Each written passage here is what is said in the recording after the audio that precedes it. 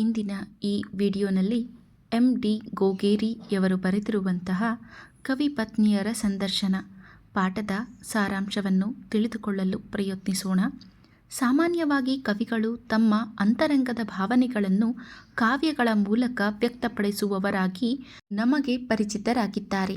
ಹೆಚ್ಚಿನ ಸಂದರ್ಭಗಳಲ್ಲಿ ಕವಿಗಳ ಕಾವ್ಯದಲ್ಲಿ ಅವರ ಪತ್ನಿಯರು ಪ್ರೇರಣೆಯ ಮೂಲವಾಗಿರುವುದನ್ನು ಕಾಣಬಹುದು. ಆದರೆ ಕವಿಗಳ ಪತ್ನಿಯರ ಜೀವನ, ಅವರ ಅನುಭವಗಳು, ನೋವು, ನಲಿವುಗಳು ಸಾಮಾನ್ಯವಾಗಿ ಸಾಹಿತ್ಯದ ಕೇಂದ್ರವಾಗುವುದಿಲ್ಲ. ಈ ಹಿನ್ನೆಲೆಯಲ್ಲಿಯೇ ಎಂ.ಡಿ. ಗೋಗೇರಿ ಅವರು ರಚಿಸಿದ ಕವಿ ಪತ್ನಿಯರ ಸಂದರ್ಶನ ಎಂಬ ಪಾಠವು ವಿಭಿನ್ನ ಹಾಗೂ ವಿನೂತನ ಪ್ರಯೋಗವಾಗಿ ಹೊರಹೊಮ್ಮುತ್ತದೆ. ಈ ಪಾಠವು ಹಾಸ್ಯ, ವ್ಯಂಗ್ಯ ಮತ್ತು ಸಾಮಾಜಿಕ ವಿಮರ್ಶೆಯ ಮೂಲಕ ಕವಿಗಳಿಗೂ ಅವರ ಪತ್ನಿಯರಿಗೂ ನಡುವಿನ ಸಂಬಂಧವನ್ನು ವಿಶ್ಲೇಷಿಸುತ್ತದೆ.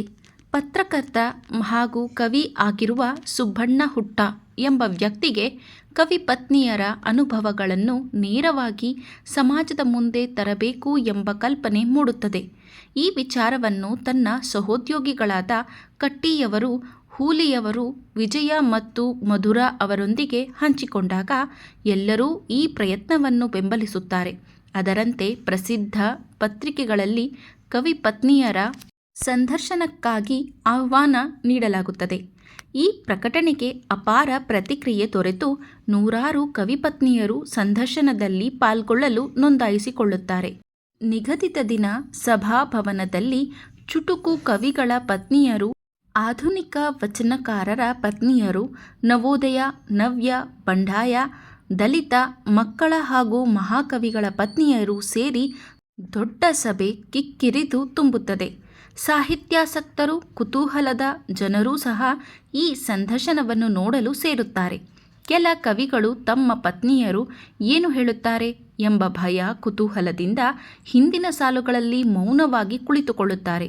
ಸುಬ್ಬಣ್ಣ ಮೊದಲು ಚುಟುಕು ಕವಿ ಪತ್ನಿಯರನ್ನು ಆಹ್ವಾನಿಸುತ್ತಾನೆ.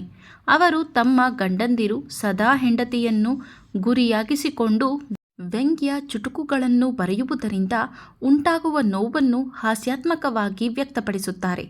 ತಮ್ಮ ದೇಹದ ರೂಪ, ಕೂದಲು, ದಿನನಿತ್ಯದ ಸಣ್ಣ ವಿಷಯಗಳನ್ನೇ ಚುಟುಕುಗಳ ವಿಷಯವನ್ನಾಗಿ ಮಾಡುವುದನ್ನು ಅವರು ತೀವ್ರವಾಗಿ ಟೀಕಿಸುತ್ತಾರೆ. ಚುಟುಕು ಸಾಹಿತ್ಯದ ಸೌಕರ್ಯ ಮತ್ತು ಮೇಲ್ಮೈತನವನ್ನು ಈ ಭಾಗದಲ್ಲಿ ಲೇಖಕರು ವ್ಯಂಗ್ಯವಾಗಿ ಬಿಂಬಿಸುತ್ತಾರೆ. ಮುಂದೆ ಆಧುನಿಕ ವಚನಕಾರರ ಪತ್ನಿಯರು ತಮ್ಮ ಅನುಭವಗಳನ್ನು ಹಂಚಿಕೊಳ್ಳುತ್ತಾರೆ. ವಚನಕಾರರು ತತ್ವಜ್ಞಾನದಲ್ಲಿ ತೊಡಗಿರುವುದರಿಂದ ಪತ್ನಿಯರ ಭಾವನೆಗಳಿಗೆ ಹೆಚ್ಚಿನ ಮಹತ್ವ ನೀಡುವುದಿಲ್ಲ ಎಂಬ ಅಸಮಾಧಾನ ಇಲ್ಲಿ ವ್ಯಕ್ತವಾಗುತ್ತದೆ. ವಚನಗಳ ಗಂಭೀರತೆ ಹಾಗೂ ಅವುಗಳಿಂದ ಉಂಟಾಗುವ ದೈನಂದಿನ ಜೀವನದ ಒತ್ತಡವನ್ನು ಈ ಪತ್ನಿಯರು ಹಾಸ್ಯ ಮಿಶ್ರಿತವಾಗಿ ಹೇಳುತ್ತಾರೆ. ನವೋದಯ ಕವಿಗಳ ಪತ್ನಿಯರು ತಮ್ಮ ಗಂಡಂದಿರು ವರ್ಷಗಟ್ಟಲೆ ತಮ್ಮ ರೂಪ, ಸೌಂದರ್ಯ, ಉಡುಪುಗಳನ್ನು ವರ್ಣಿಸಿ ಕವನ ಬರೆಯುವುದರಿಂದ ತಮಗೆ ದೊರೆತ ಗೌರವ ಮತ್ತು ಸಂತೃಪ್ತಿಯನ್ನು ಹೆಮ್ಮೆಯಿಂದ ಹೇಳುತ್ತಾರೆ. ಆದರೆ ಅದೇ ಸಮಯದಲ್ಲಿ ಆ ವರ್ಣನೆ ನಿಜಕ್ಕೂ ತಮ್ಮನ್ನೇ ಉದ್ದೇಶಿಸಿದ್ದದ್ದೋ ಅಥವಾ ಕಲ್ಪಿತವೋ ಎಂಬ ಸಂಶಯವೂ ಮೂಡುತ್ತದೆ. ಈ ಮೂಲಕ ನವೋದಯ ಸಾಹಿತ್ಯದ ರೊಮ್ಯಾಂಟಿಕ್ ಸ್ವಭಾವವನ್ನು ಲೇಖಕರು ಸೂಕ್ಷ್ಮವಾಗಿ ತೋರಿಸುತ್ತಾರೆ. ಇದಕ್ಕೆ ವಿರುದ್ಧವಾಗಿ ನವ್ಯ ಕವಿ ಪತ್ನಿಯರು ಗಂಭೀರವಾಗಿ ತಮ್ಮ ಅಸಮಾಧಾನ ವ್ಯಕ್ತಪಡಿಸುತ್ತಾರೆ.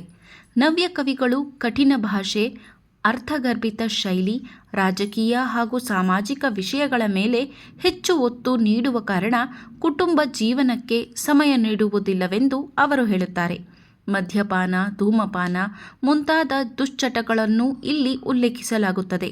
ಬಂಡಾಯ ಮತ್ತು ದಲಿತ ಕವಿಗಳ ಪತ್ನಿಯರು ತಮ್ಮ ಗಂಡಂದಿರು ಸಮಾನತೆ, ಶೋಷಣೆಯ ವಿರೋಧ, ಅಂಧಶ್ರದ್ಧೆ ವಿರೋಧದ ಹೋರಾಟಗಳಲ್ಲಿ ತೊಡಗಿರುವುದರಿಂದ ಮನೆ ಮಾತುಗಳಲ್ಲೂ ಕಠಿಣ ನಿಲುವು ಹೊಂದಿರುವುದನ್ನು ವಿವರಿಸುತ್ತಾರೆ.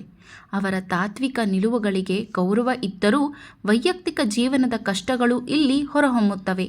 ಇದಾದ ನಂತರ ಮಕ್ಕಳ ಕವಿ ಪತ್ನಿಯರು ತಮಗೆ ಅನ್ಯಾಯವಾಗುತ್ತಿದೆ ಎಂದು ಕೋಪ ವ್ಯಕ್ತಪಡಿಸುತ್ತಾರೆ.